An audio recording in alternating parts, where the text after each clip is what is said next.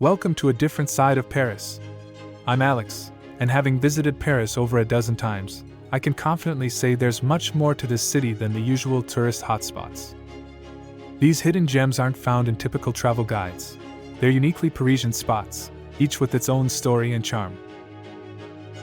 Join me as we uncover the secrets of Paris.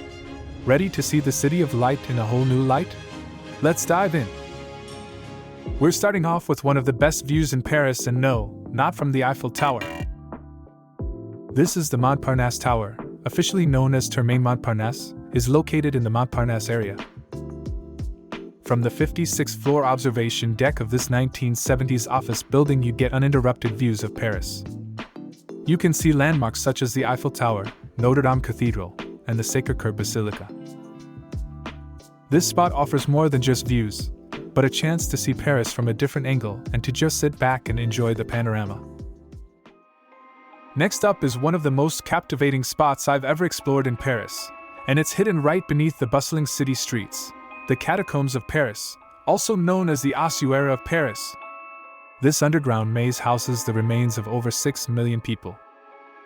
Established in the late 18th century due to severe overcrowding in Parisian cemeteries, the catacombs were a necessary solution to a growing public health crisis. Following a series of catastrophic collapses of cemetery walls, the city needed to act fast. The solution?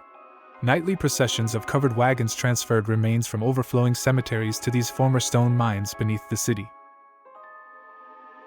Workers then meticulously arranged skulls and femurs into the ornate patterns that now line the walls of these narrow passageways.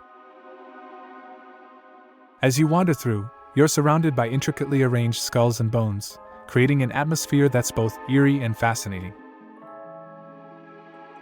It's far from your typical tourist destination and offers a profound glimpse into the layers of history that lie beneath Paris. Remember, the catacombs aren't just about the macabre. They serve as a stark reminder of the countless lives that have shaped the history of this great city. Be sure to book your tickets in advance using the official website linked in the description. Space is limited and this popular attraction only allows a few visitors each day. Next stop is a day trip to the Palace of Versailles, just a short train ride from Paris. Upon arrival, the first thing you'll notice is the opulent gold leaf decorations, especially prominent on the gates. The restoration in the early 2000s used over 100,000 gold leaves. On a sunny day, you might want to pack a pair of sunglasses to avoid being blinded by the glare. Originally a hunting lodge for King Louis XIII, the Palace of Versailles was transformed by his son, Louis XIV, also known as the Sun King, into one of the largest and most opulent palaces in the world. The Palace of Versailles is huge. There's over 2,300 rooms and 3,000 acres of gardens. That's equivalent to more than 1,500 football stadiums. The palace is famed for its Hall of Mirrors. Built in the 17th century, when mirrors were extremely rare and expensive, this room is a display of wealth and French opulence. It's also known for its extensive gardens, ornate fountains, and significant historical role, notably the signing of the Treaty of Versailles in 1919, which ended World War I. I recommend dedicating an entire day to the Palace of Versailles, starting with the gardens in the early morning, then exploring the interior after the morning rush has subsided. This allows you to fully appreciate both the stunning outdoor spaces and the richly decorated palace interiors without feeling rushed.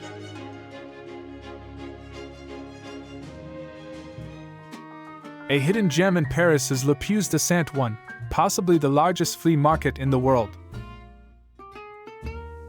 The site consists of 12 covered markets and over 1,700 stalls.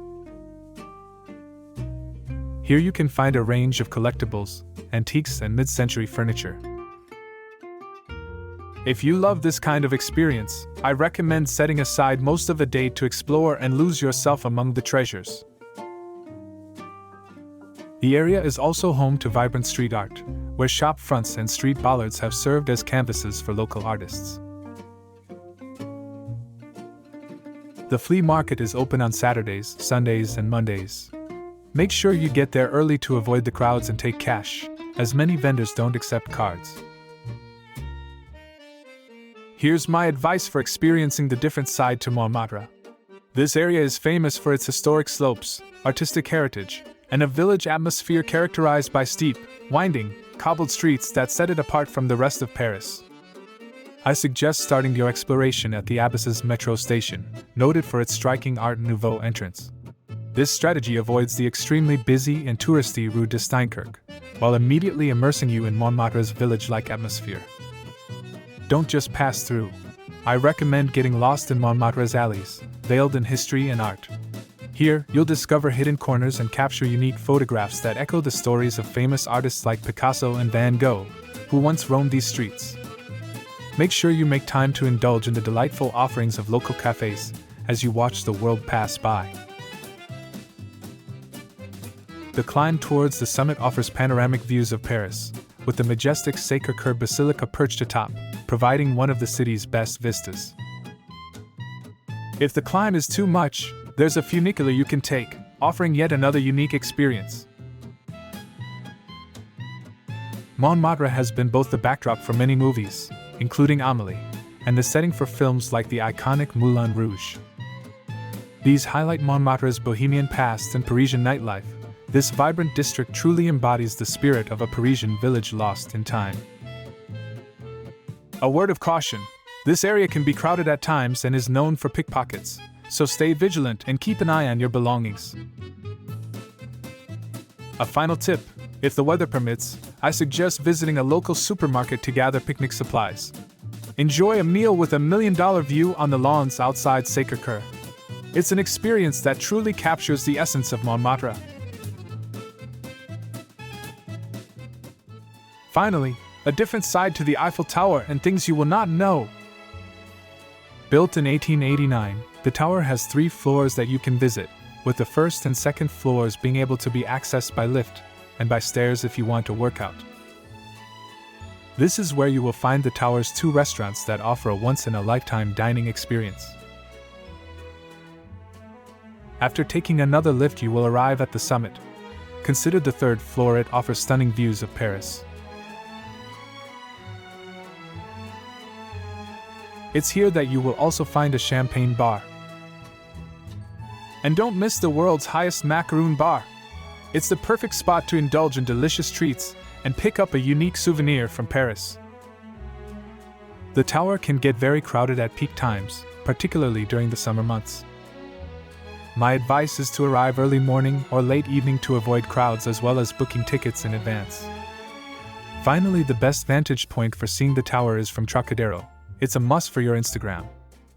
I hope you've enjoyed exploring a different side of Paris with me. If you're planning a trip, I wish you an incredible journey. Don't forget to subscribe for more unique travel videos and hit that like button if you enjoyed this one. Have any travel tips or questions of your own? I'd love to hear from you in the comments below. Safe travels and see you in the next video.